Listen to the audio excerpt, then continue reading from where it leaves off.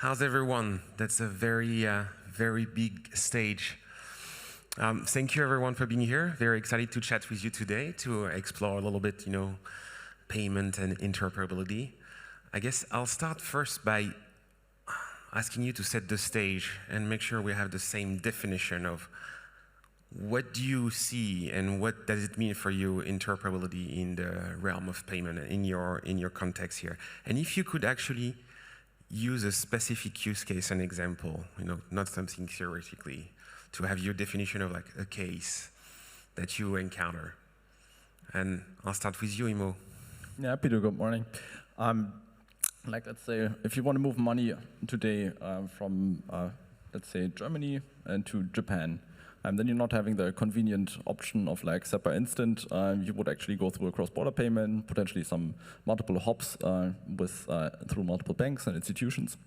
And with stablecoins, at first, as we had before, like the initial vision was really just peer-to-peer. You just shoot it from A to B. But there's a variety of intermediaries required. It already starts with, does your local bank even support it, which institutions like ours are building on, but it's not there yet. That's probably the most important first step before we actually properly get into how to best route the payment and how to make it efficient. But first, it needs to be supported so that not every single user has to install their own wallet, but actually can use what they have already. In the end, you want to send money. Does the client really care fully about what kind of rail is used? They move money. So that's something which we as institutions need to abstract for our clients, this kind of complexity. And clients don't really want to care in depth about how it's done, they just want it to happen. Okay. Maybe I'll switch. Okay, go ahead. Go ahead. You're ready, I can see. Well, I think building on what Immo said, I think a lot in our space when we talk about interoperability, it's like blockchains and bridges and all that. But I think specifically when it comes to real-world payments, a lot of the interoperability gap is in the surrounding infrastructure. Like every hop, separate KYC, separate AML, accounting, reconciliation, all of that stuff is very bespoke for every counterparty. And that's where a lot of the interoperability actually breaks down. Because, we've the asset movement itself, it's been largely solved by now. It's all the stuff around it that is still non-existent. The KYC, the LEI, all those different aspects. The fun stuff. Yeah, the fun stuff. Well, if I may, we have a kind of an interesting position at Qivalis, right? Because we are founded by 12 banks, and I believe... You could refresh the audience, because I know what you are in my research, but maybe you could, for the people who don't know, what has been in Qivalis, if you were created in September, a couple of months ago. We're super fresh, right? Yeah. So I'm at Qivalis since 3 weeks. Before that, I was still at one of the banks.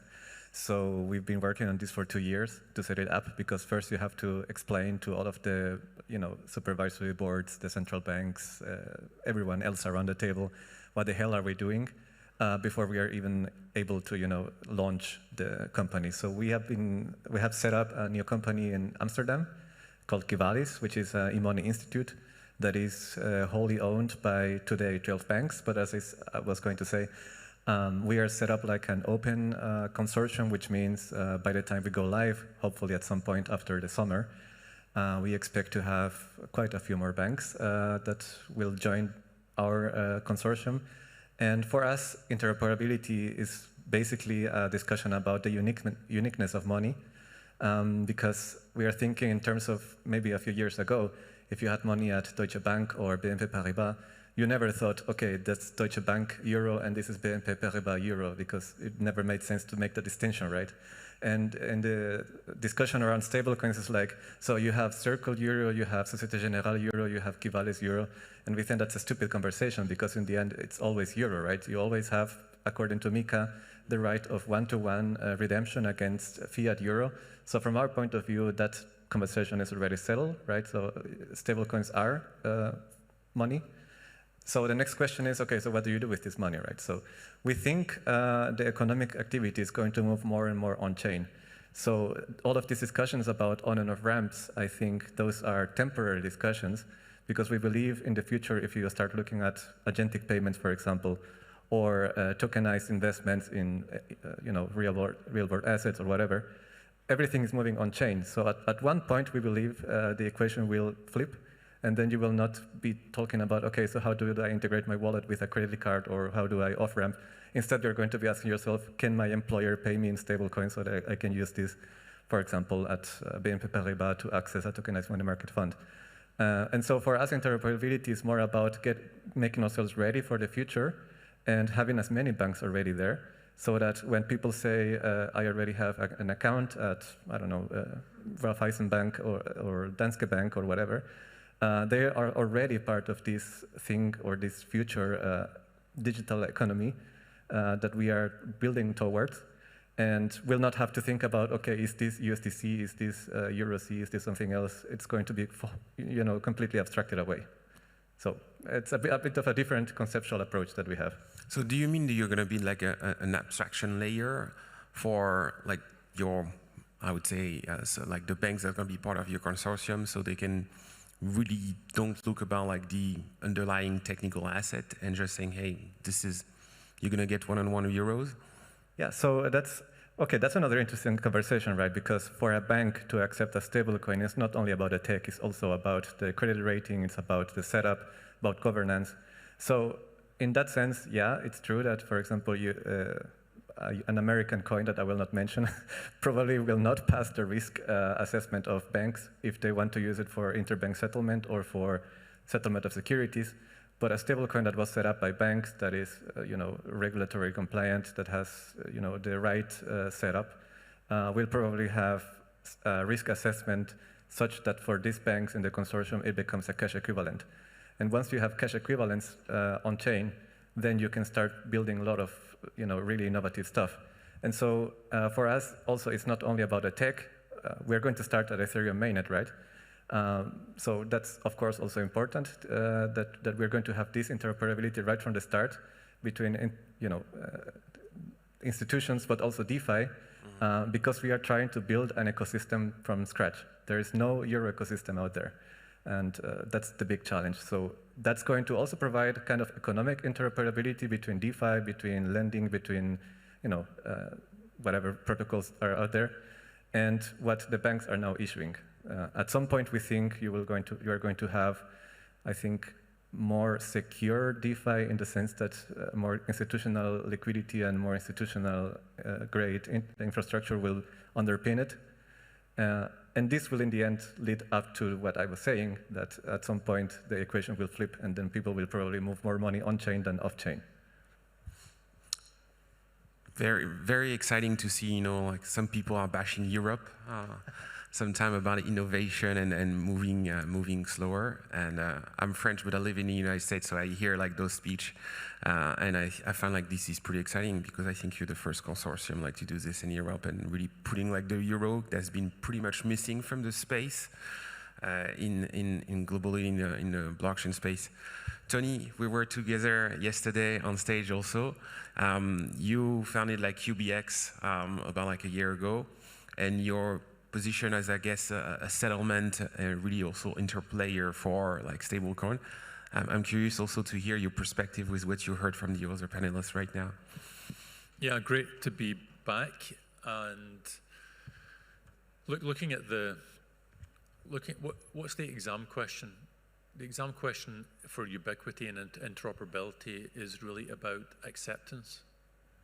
We're in a bizarre place in the development of tokenized money where everyone is focused on issuance. Now, acceptance is the unlock that enables issuance and enables a pluralistic market structure. So there's a point in space-time that we can all work towards. What is that point? It's when every bank and fintech on the planet offers wallets to their customers, because that builds the acceptance network. You cannot accept a credit card unless, in the old days, you had the swipe machines. Yeah, if you don't have a POS, you cannot access. You need the machine. If you don't have a POS device, you cannot accept a card payment. If you don't have a wallet, you cannot accept a stablecoin payment. So the common objective of everyone in the ecosystem is every bank and fintech on the planet has a wallet. Now, that's the first thing for us to address. Folks in this space, there are so many category errors. And here's an error I hope that Qivalis doesn't fall into. There you go. Okay, Free advice. go ahead. Free advice, right. Oh, we're an issuing consortium, and we will all accept each other's token, and we'll only accept the Qivalis token. Bullshit. Wrong. Category error. The acceptance infrastructure needs to be mutualized. This is the unlock. Then you have a situation where every bank and fintech on the planet have wallets connected to multiple chains. Any token can be transacted across that infrastructure. And those banks and fintechs offer the interoperability between the old world, the bank account paradigm, and the new world, the tokens and chains paradigm. So we all have to be very, very clear-headed in our go-to-market. And very often, folks in the crypto blockchain industry, they're very focused on me, my proposition. How do I win? And not enough on our. So there's something super obvious. If we want interoperability, if we want ubiquity, if we want the world of tokens and chains to win, then the place we have to arrive in space-time is when every bank and fintech offer a wallet. Yeah, we're working on that, right? So that's one aspect. And the other point, you're right, it's bullshit to say our banks will only use Qivalis because, yeah, that's, it's a zero-sum game. So what we are also thinking is in terms of how do we make sure that we are not the only guys playing this game, right? Because that's also like, moving zeros from here to here, right? And that's why we're also talking to other issuers, other European issuers, Monerium, for example, and a few others, because we think we cannot think that Qivalis is going to dominate this. We need more players out there, just in order to have, for example, peg stability at Curve or at Uniswap or whatever. You need to have more than one, right? We're also thinking in terms of interaction with US FX tokens, or could be something like, I don't know, some kind of institutional grade FX platform. But the basis is what you say. Our banks need to build this infrastructure. That's what they are doing today. This is why they invested in Qivalis, because they say, okay, I understand, I need to invest in this. I need to offer a wallet infrastructure for what use case? Probably first going to be, using stablecoins for payments or for accessing tokenized assets. But this will grow in the future, right? When you have the infrastructure, then you can use it for whatever you want. You can use it for Bitcoin, for Ethereum, for something else. So yeah, totally agree. Ivan, I see you smiling and laughing. Do you want to add something to this? Yeah, I mean, it just from someone who lives on chain, like some of these things are like issuance was the focal point 2 years ago. A big part of the battle around the Clarity Act is because circa 18 months ago, people realized like issuance is a very sexy business, but you actually have to pay for growth. So they were looking for ways to like distribute the yield to the user. So at this point, everyone who's like deeply in the on-chain world is thinking of, okay, like how do I onboard the user? How do I incentivize the user to come here? Granted, to your point, like people tend to live in their own bubble, but that sort of point of view of like, I'm going to be an issuer and that's where I'm going to capture the value because I've lobbied the US state to give me some sort of a regulatory moat around this is already outdated today. Immo, you wanted to also to react before, maybe not that point specifically. I know your bank, I don't want to put you like in trouble with your compliance department. You can still join us. Yeah, I can understand that you wouldn't draw that.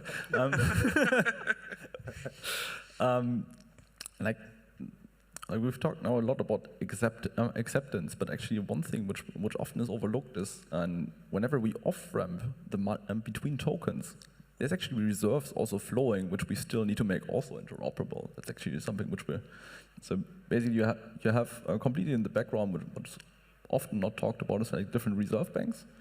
So when you off-ramp to another token and on-ramp with another one, specifically if it's large tickets, there's still the existing payment rails and where we need different aggregators basically. So larger banks, GSIBs ideally, which banking those different issuers so that you can seamlessly actually swap in between the tokens. Will every bank be a reserve bank for every token? Definitely not. But for selected tokens, you need to have like this high liquidity that you have direct access for swap, also on the liability side, so on underlying reserve. Yeah, so that's an interesting point because we are thinking exactly in those terms, right? So we see what the central bank is doing with the digital currency. And we see these experiments with APIA, wholesale CBDC. And there is an obvious solution there, right? Give access to European issuers to APIA or to this wholesale CBDC program, because then you have this deep liquidity, you have this integration between markets. Then you have a kind of a real euro on chain because it has liquidity against the central bank. That's a discussion to be had in Europe. I think probably we're not ready yet, but I think at some point this discussion needs to happen. The central bank is always saying we are very concerned about stablecoins because if they become too big, then this becomes a systemic stability issue. But it only becomes an issue if you keep this thing sandboxed and cut off from the rest of the capital markets, right? So that's one point where we think there has to be a conversation at some point, maybe in a few years, we will see. But I think the solution is out there, and once you have that, then this problem about having enough liquidity on the liability side also becomes irrelevant, because then you have, there's nothing better than having a wholesale CBDC as part of your reserves for backing a euro-backed stablecoin. So we hope that the discussion goes into that direction. We will see. Feel free to jump in, guys. I don't want to be like the guardian of the voice right now, but I find it pretty exciting to see like the conversation between the four of you really revolving around more coordination process, and we don't talk about tech as much as we used to. And I think this is very encouraging and healthy, I think, for the ecosystem, because I would imagine like maybe 2 years ago even, we would have been like, well, this chain and this type of token and how we need to design, and we don't talk about this anymore.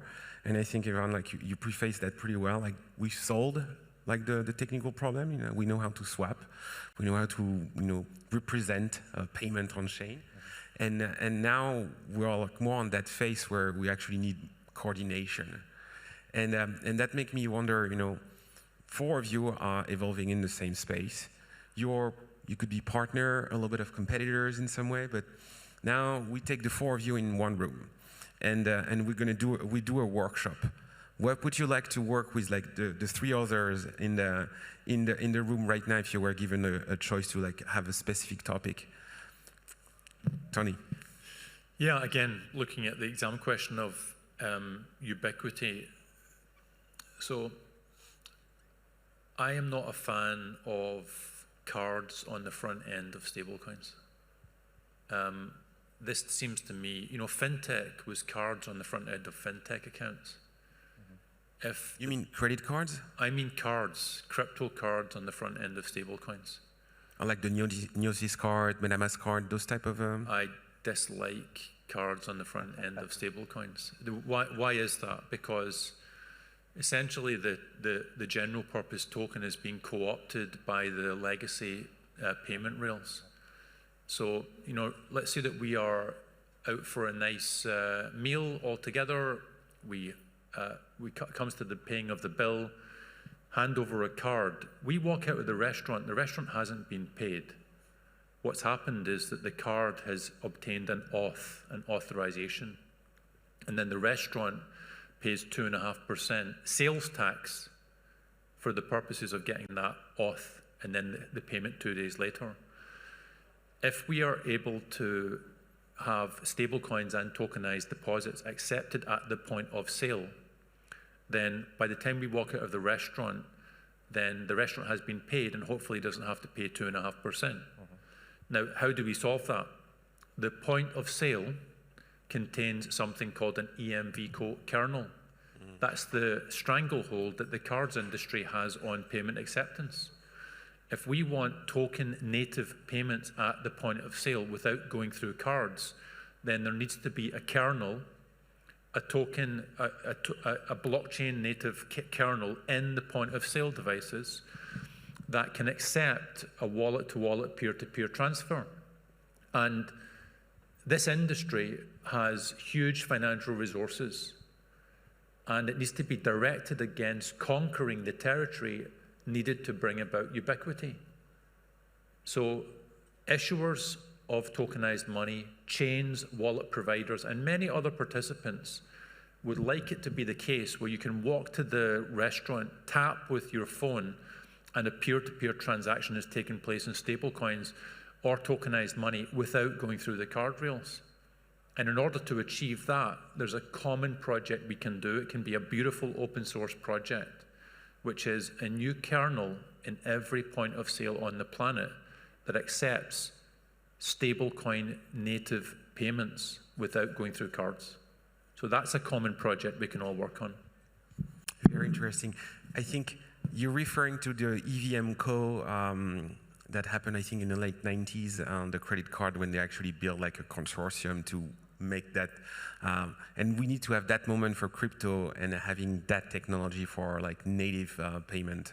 EMV co-kernel is the thing in the point of sale that enables the contactless payments to be made through the cards networks. Now, we work on a different paradigm, a paradigm of tokens and chains.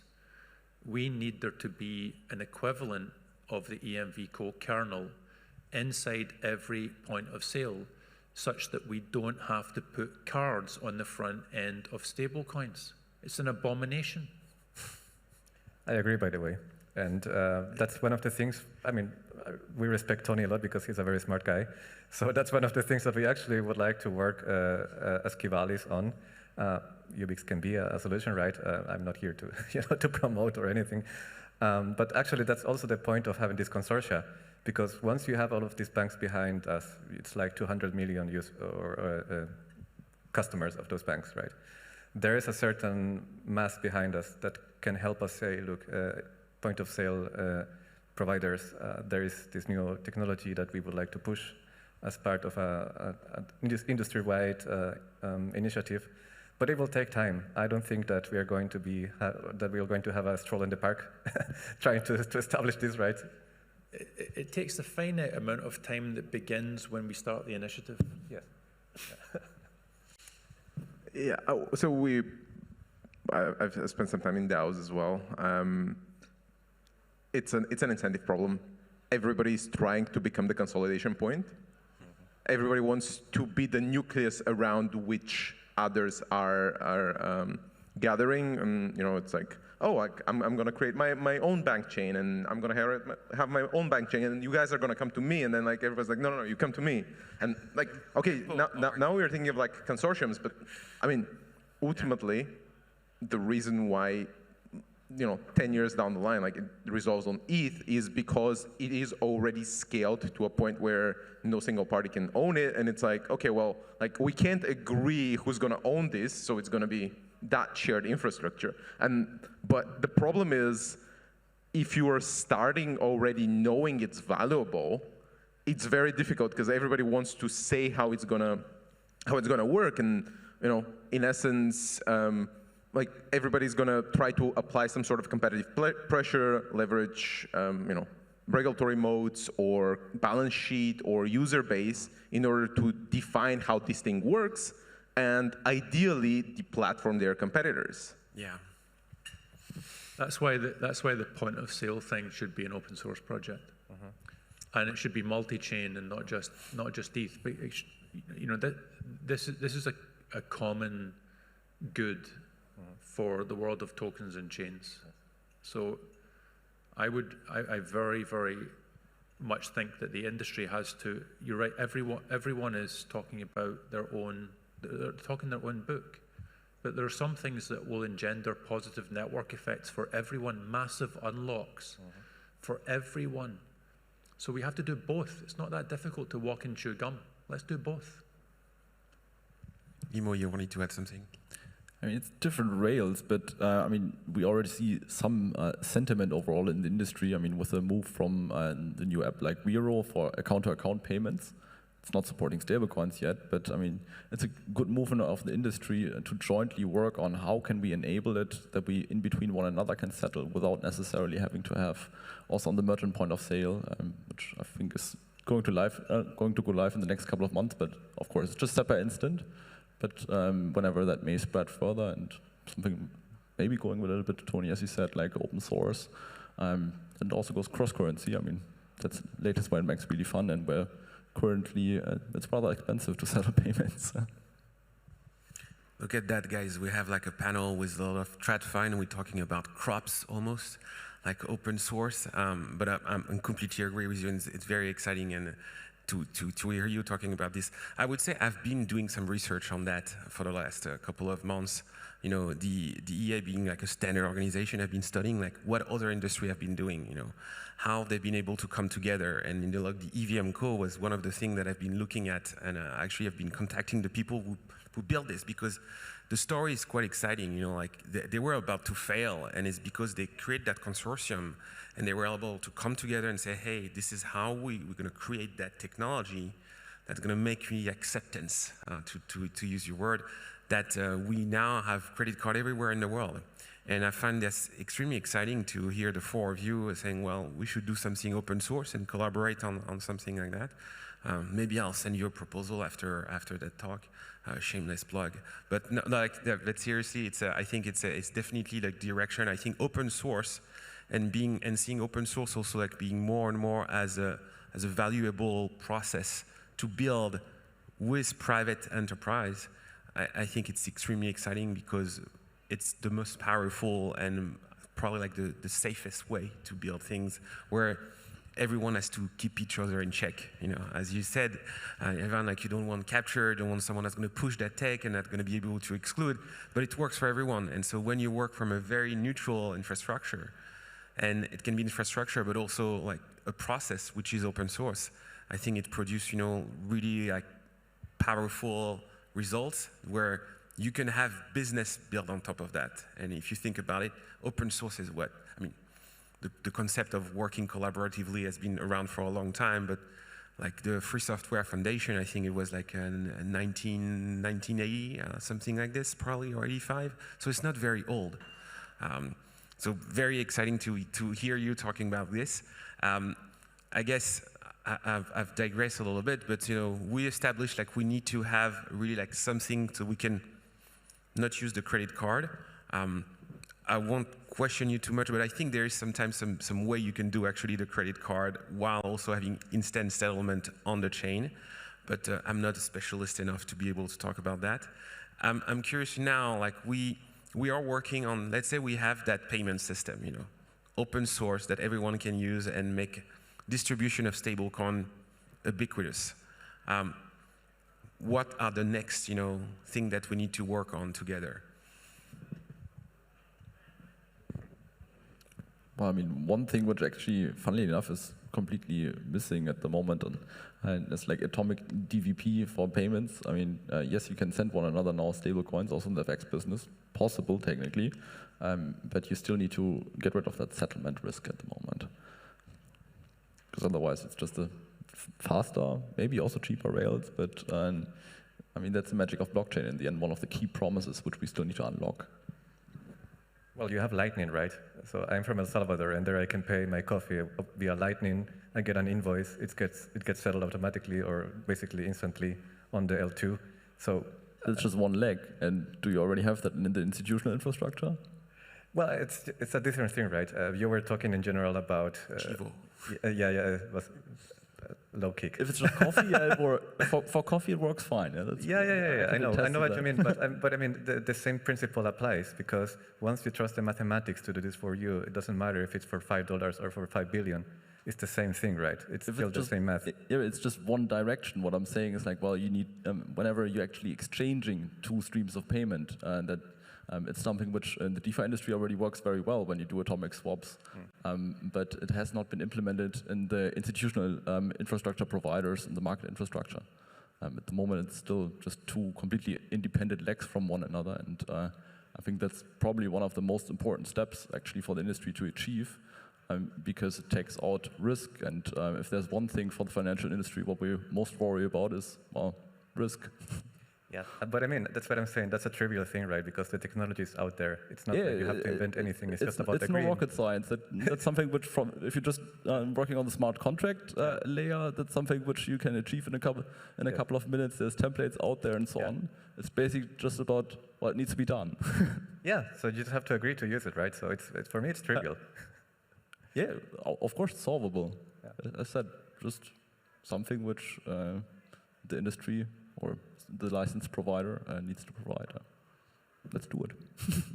I mean, some other things that we're going to have to build on top of stablecoins that we've discovered in the traditional payment space need to be transposed across. I'll give you a couple of very simple examples. One is, if we want stablecoins to be useful for business-to-business payments, then businesses are, let's say, Redwan, you send me 20 invoices. I'm paying for 10 of them. $1 million worth of stablecoin payment. I send you the stablecoin payment. How do you know which 10 invoices I'm paying for? So in wallets at the moment, best case, you get some sort of memo field. You cannot fit 10 invoices into a memo field on a stablecoin payment. So this is one unlock. Another thing that we've discovered in faster payment systems is there's a lot of APP, authorized push payment fraud. One of the measures to reduce authorized push payment fraud is a service called confirmation of payee. What is confirmation of payee? Can I check before I make the payment that the wallet is owned by Redwan? So there are many of these lessons that we've discovered in TradFi that stablecoins will have to adopt and deliver. So I need to be able to, if stablecoins are going to be used for B2B payments, we need to have a seamless way of doing extended remittance information, which works across different forms of tokenized money, which works across different chains. The chains don't necessarily want to carry thousands of lines of invoice data. So these are, I firmly believe that the general purpose technology of tokens and chains beats the special purpose technology of ACH and all of these things. But we have to achieve at least parity on some of these missing pieces. I'm going to fall in the trap of talking my own book, but and riffing off the previous conversation we just heard, I would say confidential privacy is like kind of supersedes all of that, because in the case of invoices, I don't want you to know how much I'm paying Tony. Exactly. Yeah, maybe you're a good negotiator, and I'm providing a service for 50K, and I'm charging him 100. I don't want him to see that. So like, and we do have confidentiality and privacy tooling existing. I think the compliant part of that binomial is the challenging one, because different regulation, different standards, the accompanying information that is required varies from jurisdiction to jurisdiction, from counterparty to counterparty, and all of that. So like some sort of a standardization around that layer would be a very good, way to propel interoperability. We were recently talking to Marco De Rossi from Consensus about ERC 8004, because they are building this agentic ID and reputation standard. And I was telling him, why don't you build it also for institutions or for persons, because that's going to solve a lot of headaches that we have, right? And so I think there are a lot of pieces out there if you look at what builders are doing. It's just that maybe sometimes they are applying it for problems that probably are not there yet, instead of applying it to the problems that we have today, right? So I think that the topic about confidentiality is also a little bit overblown. So you have people working with fully holomorphic encryption, which is super interesting, but extremely expensive and slow, right? Then you have people working with CK proofs that Of course, they're a bit faster than FHE, but still it's very expensive and not really scalable. Then you have other people who are saying, then we have to go to a private enhanced network like Canton, and then you say, okay, but then you're basically trusting the guy who holds the key that he will be, not a malicious actor. So in the end, you are over-engineering the stuff for something that perhaps has a very simple solution, right? I'm not here to tell you what the solution is, but I do believe that this kind of conversation in the industry has sometimes to go back a little bit down to earth, right? and not try to over-engineer stuff all the time. So I hope that by collaborating with the Ethereum Foundation and with open source projects, that we might find solutions to problems that probably were not intended for it, but in the end might make things more efficient. You don't have to spend so much effort on it, which is actually what happened with Bitcoin, right? So Bitcoin was not developed from scratch. They basically put together lots of different solutions that were already there. So I do believe that's probably going to be the same here in these particular problems we have, but I don't have a magic glass ball to say what's the solution going to be like. I think actually you said something about like people are solving problems that don't exist yet. I don't agree with that. I think sometimes they have solution, but they don't know how to formulate the problem that it's actually solving. Because there's some work in some new EIPs and ERCs, and I was with the use case lab from Ethereum Foundation like 2 weeks ago in San Francisco, and they showed me like one of those, and I forgot the name, but a really new way to have, I think, like intent, and it actually, as they were explaining me, I said, oh, I think this could probably serve like solve a problem that is faced, like one of the that you described. And so it's connecting, I think, the issue that the institution face with the solution that the engineering community has usually already solved in Ethereum, because they're extremely prolific. And I think it's connecting those two that sometimes is missing the most, We're amazing at building tech and pretty poor at building product, because a lot of the ecosystem has been funded generously, so they never had to fight for a product market fit. So you have like a lot of interesting tech floating around, but like shaping that into a product that can actually gain adoption is something that we haven't done as well as we could so far. Yeah, I think that's perhaps the lesson learned from this panel, right? There has to be a conversation between the builders and the institutions, because I think that's where the value is going to come out of. I mean, there's a lot of very smart people out there, and they probably have solutions to all our problems we are having. So probably that's, for me, the lesson from today, that we should foster this conversation. Yep. I mean, in every kind of transaction which we're actually working on, we always notice tech and any sort of problem which could be potentially solved by tech. It's solved already. It's really mostly like a legal question, how to align the governance structure around it, and just agreeing on not technical standards, but just kind of how can we standardize transactions and our business flow. Because it's not like payment didn't exist before. We just need to adopt the new rail and see how we can absorb the risks which are there and abstract them for the end user to actually reach the product market fit, and not just, well, build it and hope that somebody will use it, but actually build great products for our end clients. Amen to that. Absolutely. This is also why we have organizations like the EA, like to offer like that antitrust compliant structure for allowing conversation between institution and then startups. Because I think also something that I witness is sometimes at least the Ethereum ecosystem is like, wow, why don't you go on an all-core dev call? Why don't you just post a message on Ethereum Magicians? And that shows, how very far from the reality of, can you imagine, you explaining to some of your executives, like, yes, I opened like a ticket on GitHub with the Ethereum community for those requests. This is not the way we can engage. I think it's our time to be inclusive for different market participants. And so the open source has a way of dealing, like us individually, we can do it, but there is also, we need to have a different space for like the institution to engage with the community. And those are like some of the things that are most exciting to build, and collaborating with the Ethereum Foundation and some other participants that have already, because the process is pretty well designed, but it's how we're going to adjust this to include other voices, because right now all the conversation on the protocol, and yes, they have to be protected in some way, because of the ethos of the ecosystem, and I'm talking for Ethereum especially, but we also need to have a space for, like the Dutch, the CD, the Qivalis, the BNP, all the GSIB, like Agora, like BIS, to be able to contribute into this. And I think that will be like a big unlock in the future for, if we solve that, that will really accelerate, because there's brilliant people, as you said, Ivan, like in engineering, and then there is people that have problems, and once we allow them to meet, I think it's going to be unstoppable. And I see time is up, blinking, so maybe I'm going to leave some time if anyone has some question and wants to grill a little bit more our panelists. Over there, we have a hand raising.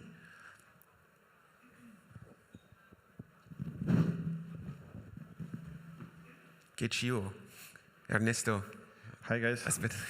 I have a question to Immo. Immo, you said that there's no one right now who offering swaps for institutionals, right? So why and how we can solve this problem? How we can introduce for institutionals atomic swaps? Well, when I say no one specifically, let me maybe elaborate on that one a little bit. When you think about market structure, you have like existing players who today do like securities trading, who are like licensed as a CSD specifically. That's kind of how it starts. And you have like us as banks like offering payment rails. And honestly, I think it's an evolutionary question rather than, and that it's, as I said, the technology is there.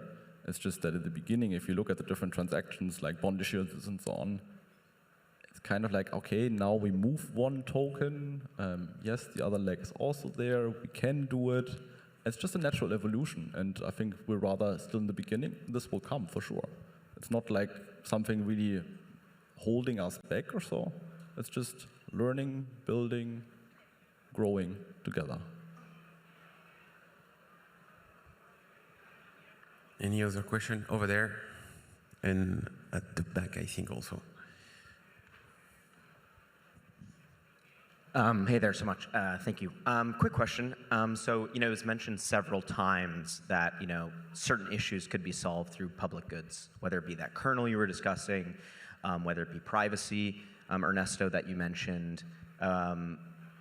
As a whole in our industry, public good funding, public goods themselves, open source software seems to be quite on a radical decline. So I'd be interested to know what your organizations are doing to support that. Are there things that you think that institutions can bring to support these open, source public goods that will benefit your own projects as well?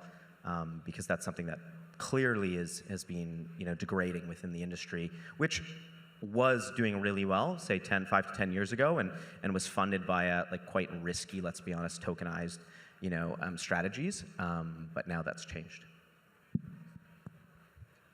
I can only speak for Qivalis, right?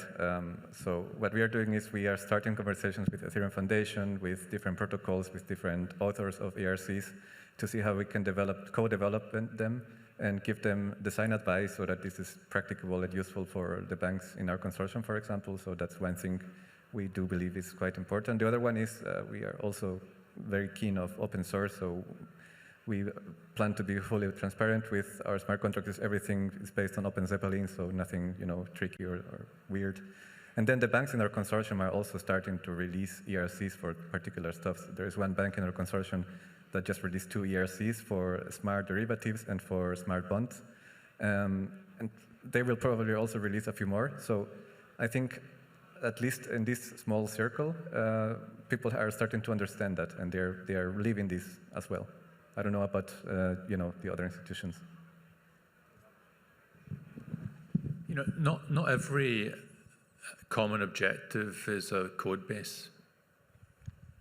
Some of these things are business objectives or point of time or go-to-market strategies. As I don't want to repeat myself too much, but I was saying yesterday that I worked in banks for a long period of time and had a succession of people from the different chains come into the bank and say, I am the best chain. And all that does is push back adoption. because you make the bank perform a computation that takes 3 years to undergo.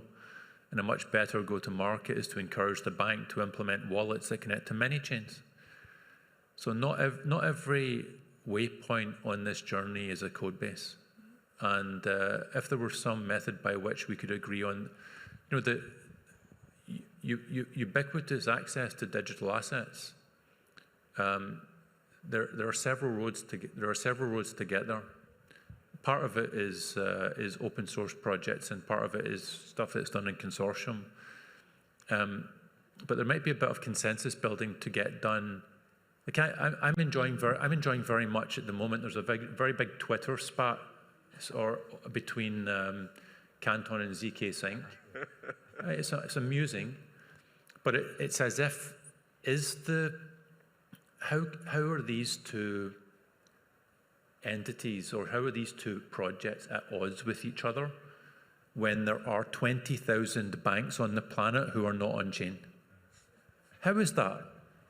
It's like we have, we're at the edge of a great big ocean and we're fighting over one shrimp.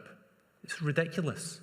So maybe something about what's the ground, what's the territory we have to conquer, and then looking up from these tribal rivalries. Well, a united message to, I think, conclude, because I think we're out of time. Right. Thank you very much. Thank you very much to panelists. Pleasure to chat with you, and thank you, Stablecoin Summit. Thank you for your question, guys.